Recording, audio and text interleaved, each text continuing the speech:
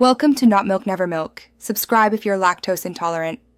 You start by opening the garage or fleet screen and pausing gameplay.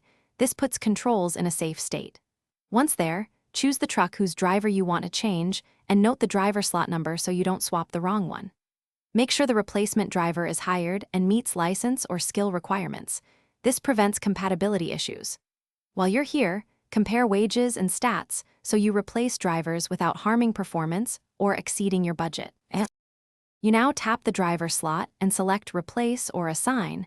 The interface shows available roster candidates. Once you pick a driver, check their skill set versus truck requirements so you avoid reduced delivery efficiency or failed missions. Confirm the replacement and watch for transfer fees or wage changes that apply immediately.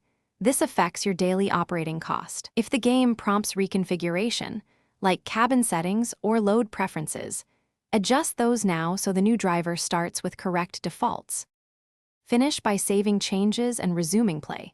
Immediately verify the new driver appears in the truck list and shows correct stats.